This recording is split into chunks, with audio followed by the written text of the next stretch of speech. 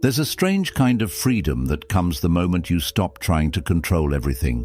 You stop clinging to the what-ifs and what might go wrong, and suddenly life begins to move. Worry, for all its noise, is like a cage made of shadows. It keeps you stuck in a future that doesn't even exist yet, stealing away the calm and strength you already carry within. But when you begin to let go, when you choose to trust the rhythm of life instead of wrestling with it, something powerful happens. The current shifts. Life in its quiet wisdom starts aligning with you, not because you forced it, but because you finally made space for it to flow. In this video, I'm going to share 7 timeless Buddhist lessons, gentle but powerful teachings that can help you step out of the grip of worry and into the peace that's been quietly waiting for you all along. Lesson 1. Fear is a seed. Plant it, and it grows. In Buddhist thought, the energy you carry within becomes the world you see outside. Fear isn't just an emotion, it's a lens, and the more you look through it, the more distorted your reality becomes. The irony is this: when you fear something deeply, you begin to live as though it's already true. You unconsciously breathe life into it. Imagine this: you're afraid of losing your job. That fear seeps into your actions. You hesitate, second-guess, shrink. That anxiety, it clouds your judgment. You may even start to withdraw, and without meaning to, you drift toward the very outcome you feared. The same is true in relationships. Fear of abandonment can make us cling or doubt, and that very tension can push others away. It's not fate working against you, it's fear working within you. Buddhism teaches that the mind is like soil. It doesn't judge what you plant. Whether you sow seeds of fear or seeds of calm, the mind will help them grow. But you are the gardener. You choose what takes root. This doesn't mean pretending everything is perfect. It means shifting your attention away from fear and toward presence. When fear rises, pause, breathe. Ask yourself, is this thought helping me build peace or feeding panic? You are not powerless. You are the creator of your inner landscape, and when your inner world changes, your outer world begins to reflect it. Let go of fear and watch how life begins to soften, open, and flow in ways you never expected. Lesson 2. True strength is found in surrender. In today's world, we're often told that strength means control. Control your time, control your success, control the outcome. Push harder, plan more, hold on tighter. But Buddhist wisdom offers something radically different and far more freeing. It tells us that real strength isn't about gripping tighter.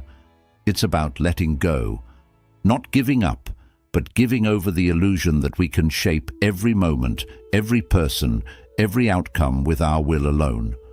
Surrender in the Buddhist sense is not weakness, it's a sacred release. It's the art of doing what you can, and then stepping back with trust, allowing karma and life's natural flow to unfold. Picture holding water in your palm. The tighter you squeeze, the faster it slips away. But if your hand is open, the water stays. That's surrender. Not passive, not careless, just open. It's a quiet confidence that says, I've done my part. Now I trust life to meet me halfway. When we stop interfering, something beautiful happens. Our energy returns.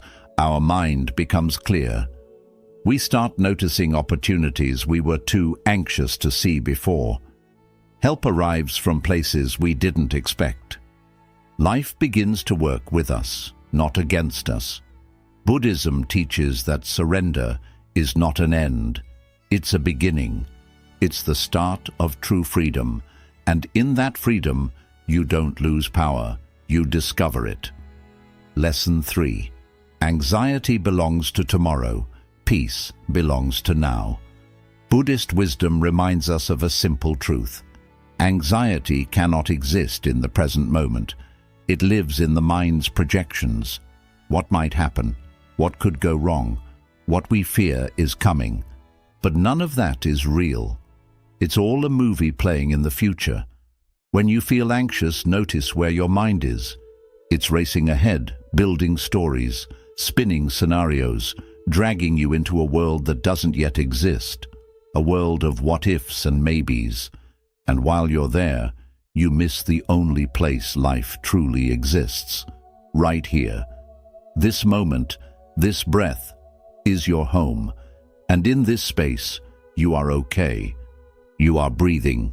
You are grounded. You are enough. Buddhism calls this practice mindfulness, the gentle act of returning to now. And every time you return, you weaken anxiety's grip. Because in the present, there is nothing chasing you. No future to fear. Only this still, quiet second where life is unfolding, one breath at a time.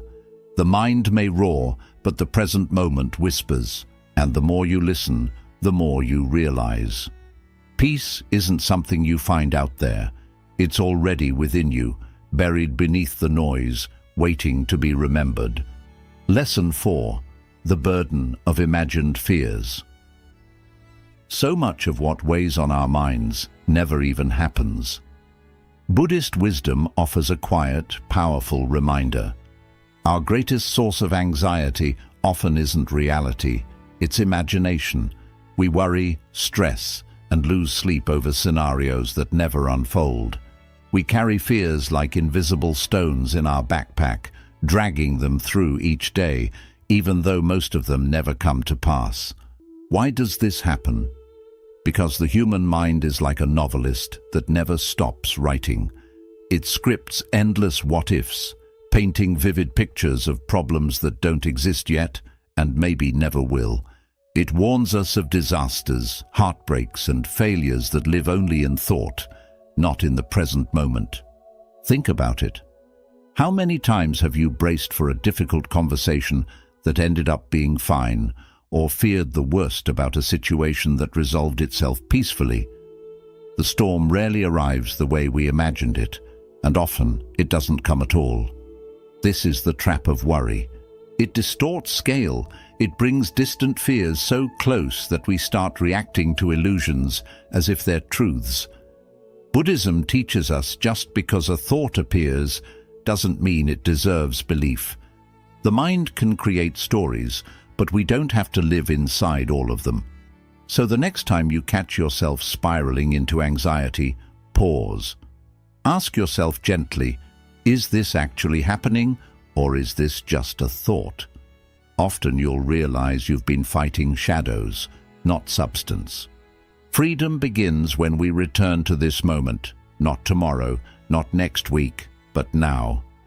Let the imagined fears dissolve. What's real is often far gentler than what we fear, and when you stop living in the mind's predictions, life starts to feel lighter, clearer, and much more peaceful. Lesson 5. Control blocks. Faith. Here's a truth that's hard to swallow, yet deeply freeing. You can't hold the steering wheel and still believe the road will carry you.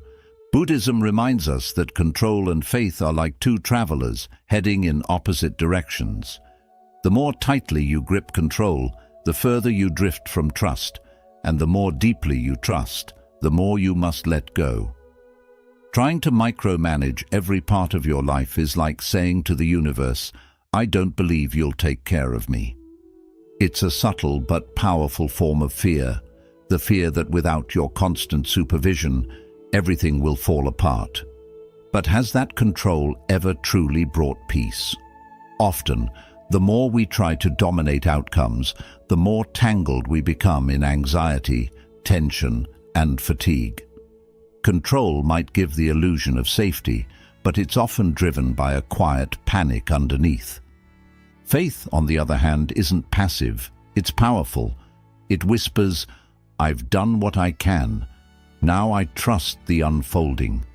It allows you to take action without being enslaved by the result. It welcomes mystery.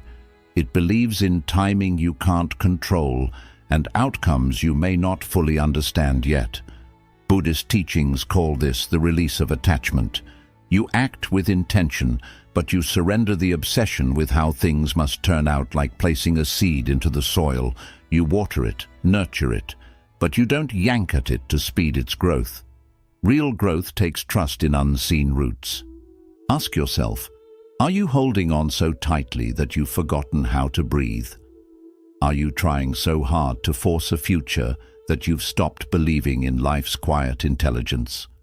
Letting go isn't giving up. It's showing up fully and then allowing life to meet you in its own way. That's where faith begins, and with it, peace. Lesson 6. Letting go is how you begin to grow. Worry has a quiet way of shrinking your world. It starts subtly, a few cautious thoughts, a bit of over-planning, a fear of what might go wrong. You tell yourself you're just being careful, but over time, that carefulness becomes a cage. You begin to shrink without noticing. You shrink your goals because they feel too uncertain. You shrink your voice because you fear judgment. You shrink your heart because it's safer not to risk being hurt. Worry doesn't protect, it restricts. It's like walking. You shift your focus to what's truly yours, your thoughts, your choices, your kindness, and release what was never meant to be held so tightly. Picture this, you're in a river. The more you try to cup the water in your hands, the faster it slips through your fingers. But when you relax, when you float, the river carries you. That's the essence of surrender. The more you release the grip of fear, the more room you make inside yourself for courage, for creativity, for joy. Letting go is expansive. It's bold. It invites you back into the present, where life is actually happening. Not in the what-ifs, but in the right now. Ask yourself, how much energy do you spend each day worrying about things you can't control? And what if you poured that same energy into creating, into connecting, into trusting? When you stop trying to force life into your blueprint and begin to dance with its rhythm, something beautiful happens. You feel supported by something greater, the natural wisdom of existence itself. Letting go isn't weakness, it's bravery. It's the strength to stop shrinking and the courage to start living with an open heart. Take a breath, feel the weight lift. And remember, you don't need to hold it all. Freedom begins the moment you choose to let go. Lesson 7. Life begins to flow when you step aside. One of the most powerful, yet often overlooked truths in Buddhist teaching is this: life functions best when we stop trying to control every inch of it. The more we meddle, the more resistance we create. The more we grip, the more chaos we invite.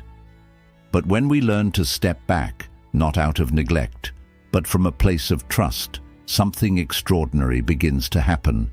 Life starts moving on its own with a rhythm far wiser than our plans. Yet this idea can be deeply unsettling. We've been taught from a young age that control equals safety, that without constant effort, correction, and micromanagement, everything will collapse. So we interfere. We overanalyze conversations, anticipate problems that haven't arisen, chase outcomes that haven't matured, and inject ourselves into every detail, believing that if we don't, we'll fall behind or fail entirely. But that relentless interference creates more friction than flow. It drains our energy, muddles our clarity, and leaves us burnt out from trying to manage what was never ours to manage in the first place. Buddhism offers a different way, a gentler path.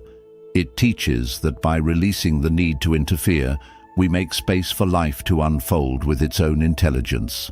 Just as a stream naturally finds its course through the landscape, your life can navigate its way forward if you stop damming it with fear and control. Think of all the times you've tried to force something into being, a relationship, a job, a decision, only to watch it fall apart or backfire. Then think of those moments when you surrendered, took a breath, and let things be, and how surprisingly well they turned out. Your worry, your control, your constant mental grasping. They're like rocks you throw into the stream. They disturb the current. X. But when you remove the obstacles, the water flows smoothly again. Life does the same. Interfering doesn't make life safer, it makes it harder. It turns possibility into pressure. And in trying to control everything, you often close the door to better outcomes that could have arrived if only you had let them. So how do you apply this? Start with observation. Notice when you're clinging too tightly, when you're obsessively checking your phone for a reply, rethinking a decision for the 10th time, or pushing someone or something to move faster than it's ready to. Ask yourself, what would happen if I loosened my grip? What if I did what's necessary and then let the rest go? Non-interference doesn't mean apathy. It means discerning what is truly yours to act upon and surrendering the rest. You plant the seed, you tend to it, but you do not yank on it in hopes it will grow faster. Growth, whether in nature or in your life, follows its own timing. It cannot be forced without consequence. Imagine this. You hold a fragile butterfly in your hands. If you tighten your fingers out of fear, it might fly away. You'll crush it. But if you loosen your hand and keep your palm open, it may rest longer or even come back after it leaves. Your goals, your relationships, your peace of mind, all of them need space to breathe. The more you try to hold on, the more they slip away. The more room you give them, the more they start to grow naturally. And then something shifts. Life itself begins to carry you. The right people appear on your path. The right timing shows up. New answers arise without being forced. You stop feeling like everything depends only on you, and that's when your energy rises, your breath eases, and your heart softens. You see that what you feared wouldn't happen without your control was never meant to be forced in the first place. Fear is often the root behind our urge to interfere. Fear of failure, of loss, of not being enough. But the deeper truth is that life never asks for perfection from you. It asks for trust, a calm, steady trust in the unfolding of your path. You don't need to control every scene. Sometimes you just need to play your role and allow the story to unfold. So pause. Take a moment to notice one area where you've been interfering too much. Is it a conversation you keep replaying in your head? A decision you're forcing because you're scared to wait? A goal you're choking with constant worry? Ask yourself, what would it mean to let go here, not from laziness, but from deep trust? The moment you loosen your grip, life finds space to move. It begins to rise to meet you in ways that reason cannot explain. That's when synchronicities show up. That's when grace enters. That's when you feel lifted, not by your effort, but by something greater than yourself. Buddhism reminds us that we're not here to overpower life. We're here to live in balance with it. Life is not a machine to control, but a flow to experience. You can't calm the ocean, but you can learn to ride its waves. You can't control the tide, but you can move in harmony with it. Every teaching so far has been preparing you for this deeper understanding. What you hold too tightly, you confine. What you release, you set free. And what you stop interfering with begins to grow. You don't have to solve everything at once. You just need to take one step at a time, breathe fully, and let go of the illusion that your control is what keeps life moving. Let today mark the start of a new way of living.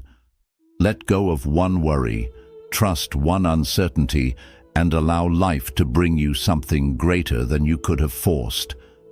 Because when you stop pushing, you start receiving. When you stop interfering, life begins to truly flow, not against you, but with you. In the end, life is not a battle to win, but a rhythm to dance with. And the more you try to control, the more you miss the beauty that comes when you trust. Buddhism doesn't ask you to ignore your duties or stop caring. It invites you to release the burdens that were never yours to carry. It asks you to loosen your grip, let go of fear, and create space for life to unfold in its own mysterious and beautiful way.